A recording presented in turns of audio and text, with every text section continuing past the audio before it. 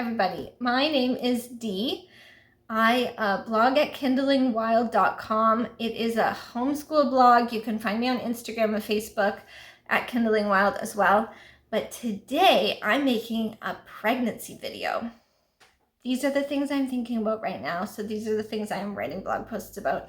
And when I was writing this blog post, I was like, I should just make a video so that I could just show them how to make this stuff because it's great and easy. So easy. I'm not saying like you are so dumb. You needed me to make a video to show you how to do this. All I'm saying is that, well, I thought we could have a little chit chat. So this is my belly. This is my 5th baby. It's my 7th pregnancy, 30-ish weeks. So 3rd trimester now. The lady behind me tapped me on the shoulder and was like, when are you due? And I was like, August. And she was like, oh my gosh. And it felt really loud to me. And then my husband after was like, what did she say to you? So we're just going to get that from now on out. Seriously though, NORA Tea. I am not a herbalist or a doctor, blah, blah, blah. Midwife, no, none of those things. I am a doula and a childbirth educator, but that is not the main point of my blog, so I don't usually talk about that a lot, but I think it's why I felt compelled to make this video. A lot of the information that I am going to share with you actually is from a book that my mom used when she was pregnant with me, which is totally wild. Susan Weed. Her last name is Weed, and she is a herbalist. Susan Weed wrote a book called Herbal for the Childbearing Year, I believe. My mom gave me that book when I was pregnant with my first child, and I was like, oh yeah, this is the book that you used to read. So Susan Weed, not my mom, but Susan Weed recommends this tea, and lots of other midwives and herbalists do as well for pregnancy.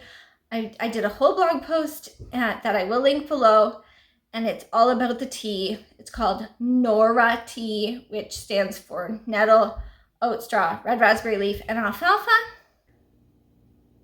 That's what it's in this baby. What does NORA stand for? Nettle, organic nettle leaf tea.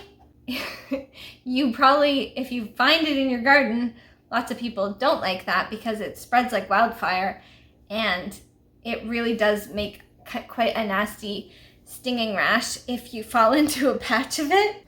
Nettle, this is the loose leaf of nettle.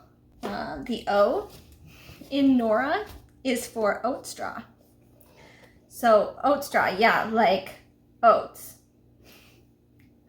That is all it is. It's just organic oat straw. It's got a lighter color, obviously, than nettle. Then we've got the R, which is for red raspberry leaf or raspberry leaf. It's the leaf from a raspberry plant. Lots of people know about that one because it's really popular in pregnancy. And this is what it looks like just as the loose leaf. And then alfalfa. Alfalfa, like, I was saying the ingredients of this and my husband was like, are you giving that to the rabbits? I'm not giving it to the rabbits. I give it to myself. But yes, we do have that in common. So I did put all of the loose leaf ingredients on this plate so that you can kind of see the difference. Here's the nettle. Here's the lighter colored oat straw, and then the raspberry leaf, and then the alfalfa, which literally looks like rabbit food. All of these herbs have a lot of benefits for pregnancy and nursing actually, but particularly you probably have already heard of raspberry leaf and nettle. They're both uterine tonics. They're very high in vitamins and minerals, as well as other like lesser known nutrients that are great. And then they help tone the uterus. So that's particularly important in pregnancy, but these herbs they're not exclusive to pregnancy. They can be used at other times as well. Midwives recommend that you drink a quart of this stuff in 3rd trimester, or you can start it sooner if that's something that you are interested in doing. I started in around 2nd trimester, and then sort of like second half of pregnancy, I take it a little more seriously. That's just what I do. The difference between a tea and an infusion, let's talk about that.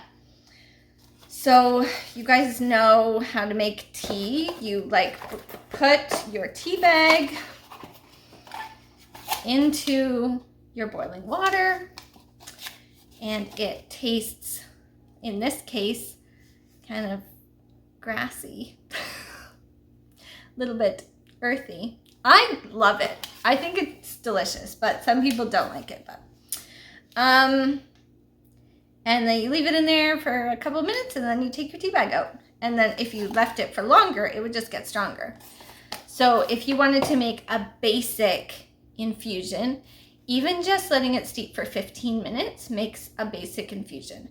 How I make my infusion is I usually try to prepare it the night before, and I let the herbs infuse all night so I can get the maximum amount of the minerals and things from the herb. If you're using loose leaf, you can get these handy little unbleached tea bags, or do this, or just throw it in there and then strain it off. Whatever you want. Or if you're using tea bags, that's easy too. You just throw them in to your cup or whatever you're using. Again, I like to do a quart size mason jar, and I have this handy little Ball brand lid that fits on the mason jar. You can't see it, but it does say that it's Ball brand there. It's just glare everywhere right now, and apparently tea. And a straw. I have some stainless steel straws because like I can't deal with silicone straws or plastics. I like to put some lemon into mine. It just tastes good, and it's high in vitamin C. And vitamin C is really important in pregnancy. If you don't have vitamin C, you can't like do stuff. I don't know, your body can't do stuff. It can't like make collagen or whatever. And also, not having enough vitamin C increases your chance of premature rupture of membranes, which obviously can be a really unsafe situation that happens later in pregnancy. Yeah, let's just make some tea. Should we make some tea? Okay, here's what we do. I take my Sarah water pitcher filtered alkaline water because I'm on town water now. I miss my beautiful well, and we had a whole house filter on as well, but this has been nice, and the water tastes really good, and it's alkalizing, which is supposed to be really healthy for your body. So I'm just gonna boil the kettle. You guys know how to boil a kettle, so that's not that fun. It is gonna be loud though if I boil it right now, isn't it? Okay, I'll be right back. Okay, so my kettle boiled and you didn't have to listen to it. So if you were brewing it from herbs and not the tea bag, you want in a quart-sized mason jar to have like 1 inch of herbs. That even might not be quite enough. You could do that to taste. Being consistent with this is better than like making a really strong infusion of it and then never wanting to drink it because you don't like the taste. So if you don't like the taste, don't make it as strong, or add in some of the fun things that I'm going to mention. I'm just going to brew this baby. So, wow, it smells so much like grass. So that's it. That is all you have to do. Then you just want to cover it gently, like with this. You could put it in the fridge overnight, And then in the morning, you can strain it off using a fine mesh strainer, and you can add in anything else that you want as well, either now or then. So it's gonna obviously separate and just steep and infuse all night long. Some of the things that I like to add in, I say a lot. Roasted dandelion root. This is really, really good for you. It's super good for digestive upset. Words. I'm gonna put some of the benefits in the blog post, but this helps me. I know it's just dandelion, but it really helps me if I get glutened. So I've been gluten intolerant for like a long, long time, like 15 years. But if I get upset tummy because of something that I ate, this is my first line of defense. People will mess around with like peppermint tea. No, there's nothing. It has nothing on this stuff. It does have a very strong flavor. My husband hates it, but I'm like, but it works, doesn't it? It works. If you want to make your tea a little sweeter, you can add some maple, which is really high in minerals as well, especially manganese. I think it's one of the best sources of manganese, but don't quote me on that. Or raw honey. If you use local honey, Sherlock, what's the matter? Come here. Sherlock, come. If you use local honey, then you can also help if you have any allergy, like seasonal allergy symptoms. It's spring here, there's lots of pollen. This is already really, really high in trace minerals and stuff, just based on the herbs, but Redmond real salt, and then also concentrate trace mineral drops. If you are worried about that, you could put a little bit of that in. I would say don't put this stuff in unless you're also adding some sweetener, because it's so salty. You can just taste it. You could taste it anywhere.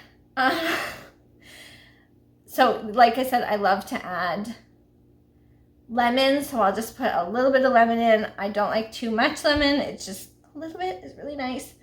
I often let this, like, I'll just drink it neutrally, like room temperature. I don't know how to describe that. I don't always need it iced, but it's also really nice iced. You can drink it hot too. You can. I just don't usually do that in the summer months. In my blog post on this, I am gonna put a list of other herbs that people do like to add in. I wouldn't make like a huge batch with everything. Like some people, to mask the taste, they really love to have spearmint or peppermint. But while I might do that, sometimes that gives me like pregnancy, like reflux. Even though I love spearmint and peppermint normally, just pregnancy, man, it is what it is. So I wouldn't do that as like, I wouldn't mix up this huge batch of the tea and put that in, because that would just be a waste of herbs for me probably.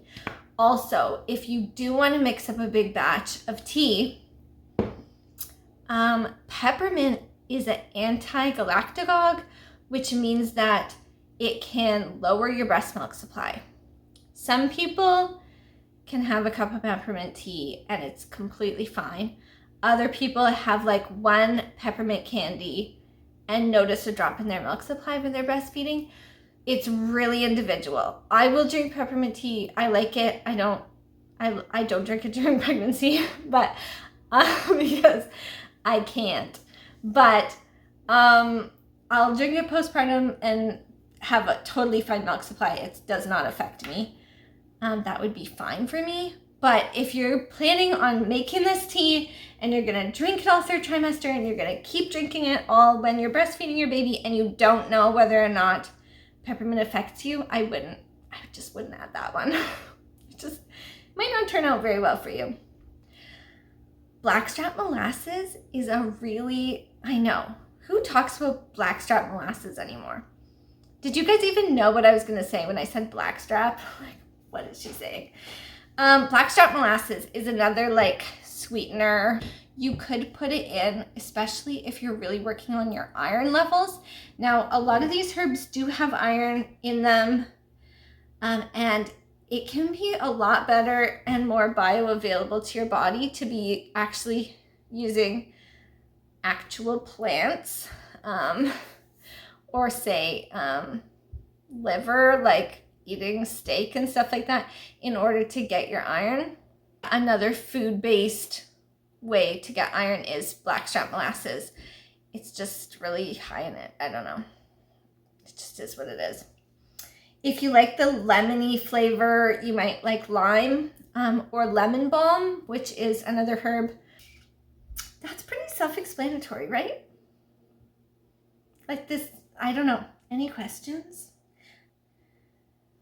But if you do have questions, go read my blog post, because I put, like, it's a pretty cohesive, no, the opposite of cohesive, not concise, very long. It is long. It gives like general, at least general nutrient profiles for the different herbs and how to make an infusion and stuff. And then I also list the scientific name of the different herbs, which can be helpful if you were trying to, say, identify the plant yourself, or like look it up in a book or whatever. Another really cool thing about this is that a lot of people use it and then they no longer feel like they need to take their prenatal vitamin because it's super high in a lot of really important vitamins and minerals. So sometimes prenatal vitamins, or just synthetic vitamins in general, your body's not able to use them optimally because they're synthetic.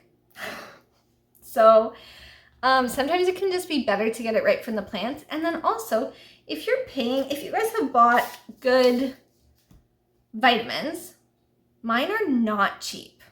It's actually really cool that for literally free, I can go out to raspberries grow everywhere here. You can go and get high quality vitamins and minerals to put into your body for free. Not from the side of the road. Don't just go a little further than the side of the road. You don't want to just go in the side of the road because there's going to be lots of chemicals. You could plant it, like, I mean, whatever. And nettle is literally, people hate having nettle on their property. You could just probably throw up a post on a local Facebook group and be like, hey, does anybody have some nettle growing on your property I can come take care of for you? Bring gloves and wear long sleeves. I have harvested nettle, and it's not that hard. You just have to have gloves, long sleeves, scissors, like it's fine. And then dry them in the sun or in a dehydrator, or hang them to dry. Or you could cook them too. We're obviously not doing that. We're saving them for tea here in this circumstance, but it takes the sting right out. As soon as they're dry, like if you leave them on the deck on a hot sunny afternoon, as soon as they're dry, they do not sting anymore. So they go from like a dangerous plant that will sting you to completely, totally safe and fine. Raspberries have thorns. Wear gloves if you decide to go forage. If you do decide to go try to forage plants, make sure that you have like double, triple checked that they are the actual plant that you want and that you are identifying them correctly. Yeah, do that for sure. I think that that's all I have to say about this, but I could yammer on about pregnancy things for a long time. But to be clear, basically, I drink a quart of this every day, for sure in the 3rd trimester. I barely feel like I have to take my vitamins if I'm doing that. I do always take my desiccated liver though, because liver, man. Yeah. If you guys are curious about what I do during pregnancy, kind of for my own natural pregnancy, I could maybe make a video about that. but I also might just yammer on, so you might really not want me to do that. So, and thanks for making my tea with me. I'm gonna have so much fun drinking that tomorrow. Bye guys.